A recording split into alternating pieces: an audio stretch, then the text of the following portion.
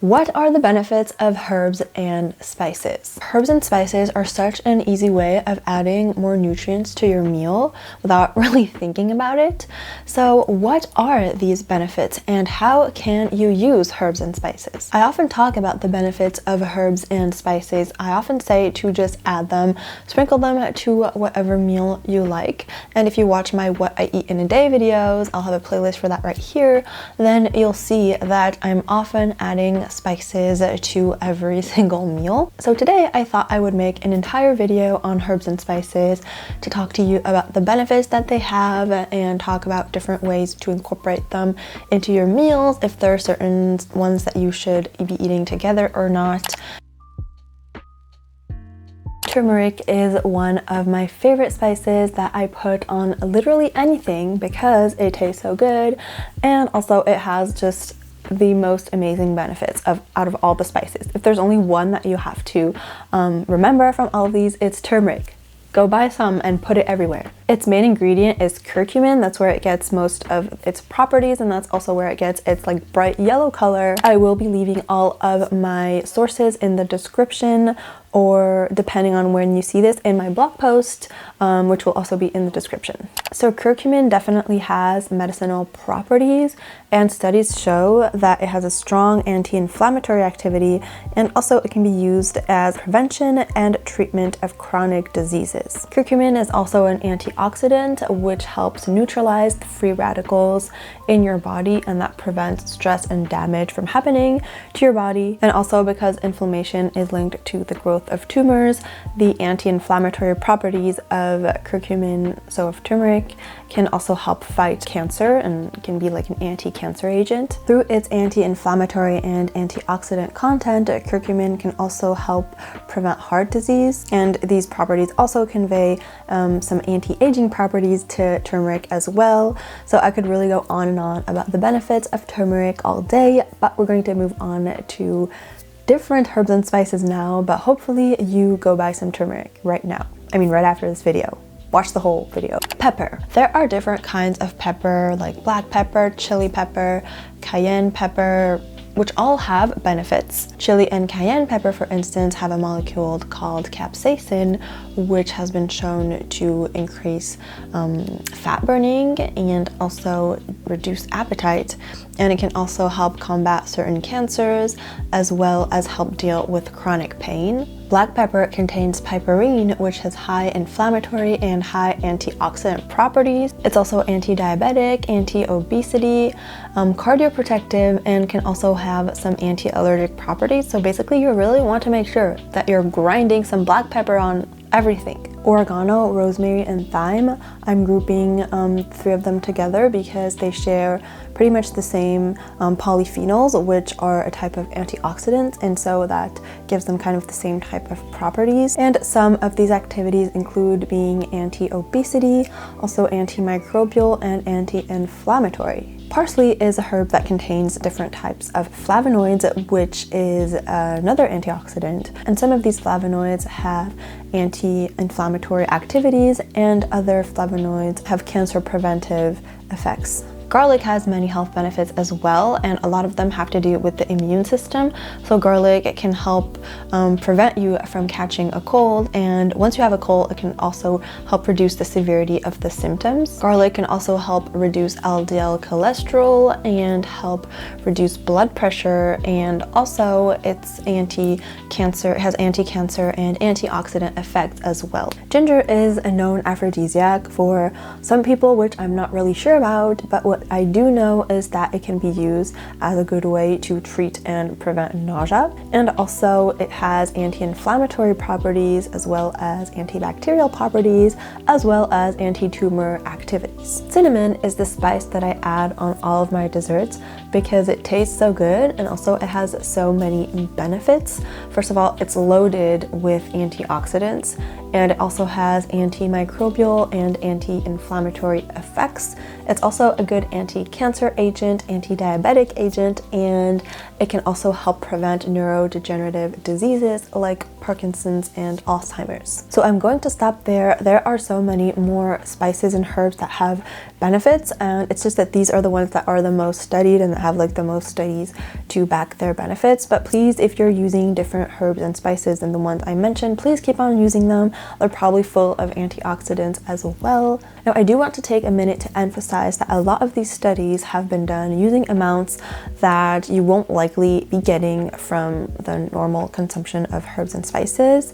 And that doesn't mean that herbs and spices don't have benefits. Maybe just they aren't as strong as what certain studies suggest. So basically what you should learn from this is not that herbs and spices are pointless, no, but that if you're eating like junk food most of the time and you just sprinkle some herbs on there, it's not gonna have an effect sufficient enough to kind of combat the junk food that you're eating.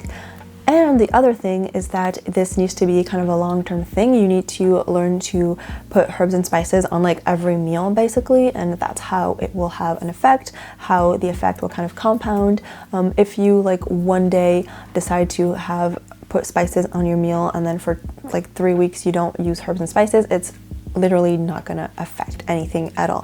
So that's kind of the message that I want to convey here. Also, don't go like swallowing entire tubs of herbs and spices. You don't want to do that either. Also, because kind of the way these studies were done and they're mostly using supplements, there's not really been a calculated amount of like a dose of herbs and spices that you need to eat in order to have these benefits. This doesn't mean that you need to eat like tons of herbs and spices or that you need to be getting supplements. No, it's just again to emphasize that if you eat them regularly and sprinkle them on your meals regularly, that's better than, you know, doing it every month. How to use different herbs and spices. Just put them on everything. You don't even need a plan, just lay it on thickly to all of your dishes. I mean, I'm kind of kidding, but basically what you need to do is just experiment with the different herbs and spices. You need to put them on different dishes, learn to make different mixes of different herbs and spices, and see the ones that you like, the ones that you like combining with others. And that's really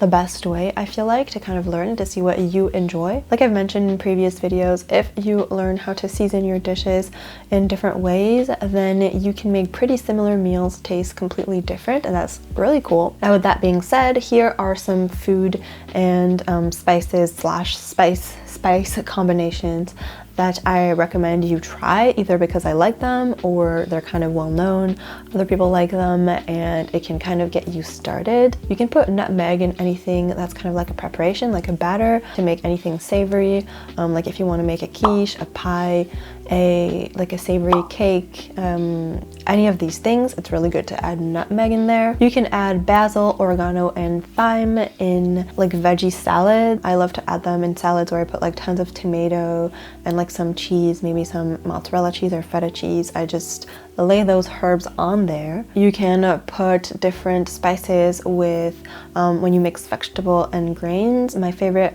are when I mix like curry and turmeric in my vegetable and grain meal, and also I like to mix cumin and saffron in the same like kind of vegetable and grain meal, and those two combinations taste really good. I also like mixing curry and coconut. I think they taste super good together. Maybe that may taste weird to some people, but I really like the combination, and I love to have that whenever I make like lentil dals. So with red lentils and like tomatoes, and then you can add garlic and pepper to anything you want.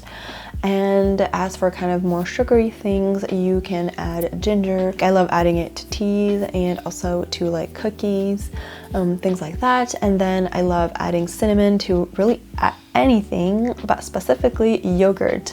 And also when I make like cake mixes, I just add cinnamon in there. But for yogurt, it's really easy. Just like sprinkle cinnamon, mix it in your yogurt, and it's such an easy way to get that in. And I'll also be leaving a link in the description called like the ultimate spice pairing guide or something that I found if you want some more ideas. And also beyond the taste factor, there are two spices that I really recommend consuming together, and that is consuming turmeric, which contains curcumin, which is the factor, like the compound that gives it the benefits. And this curcumin is activated with piperine, which is found in black pepper. So basically you need to be mixing turmeric with black pepper, and that will really boost the absorption of the curcumin. And then also, in order to maximize the antioxidant content of the spices, it's better not to like fry them or grill them. It's better to like stew them or boil them or even microwave them But if you can't do that, if you're frying something and you want to add spices to it to make the taste better, then don't hesitate to add a little more once you're done cooking. Are fresh herbs better than dried? There may be this misconception that fresh herbs and spices are better for you and that also dried herbs and spices don't have benefits at all, and that is completely false. I definitely find that fresh ones taste better, but they are also more expensive and they aren't as easy to store, so you'll likely be using less if you only want to use fresh herbs. And in terms of health and nutritional properties, don't worry, they have been dried in a way that preserves their nutrients and all of their properties, so no problem, you're still getting all of the benefits. You just need to remember that fresh and dried can be used differently in terms of cooking, so if you're using fresh herbs, it's better to add them towards the end of your dish, like you're cooking, so that they stay nice and fresh and they don't like shrivel up during the cooking process. Whereas if you're using dried herbs, then it's better to add them as soon as you can so they have time to simmer and kind of release all of their properties and all of their taste. You also need to watch out in terms of quantities. If you get fresh herbs, they will be less concentrated, less potent than dried ones, because when they're dried, all the water content is gone and so the properties are really concentrated. So you want to watch out for that in the recipe, make sure that you adapt. But to be honest, I'm never the type of person who listens to the quantities they say in recipes. I just do it to my taste. Also, I really recommend getting some sort of herb and spice rack,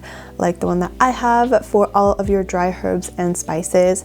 And I mostly use dry because of their convenience, but if the recipe calls for fresh herbs or spices, I will use them fresh. Like for instance, if I'm sick and want to make a nice ginger lemon tea, then I will use fresh ginger. But if I just want to have some ginger flavoring on a cake, then I will use powdered ginger. And also if I want to make like a homemade tomato and basil pizza, I'm going to use fresh basil leaves. But if I just want to season a salad, then I'm going to use powdered basil. So hopefully you learned a thing or two about herbs and spices. Let me know what your favorite spices and what your favorite like combination of spices are in the description so we can all get some delicious ideas. That's it for this video. Thank you so much for watching. If you enjoyed it, don't forget to like it and subscribe, and see you on my next one. Bye.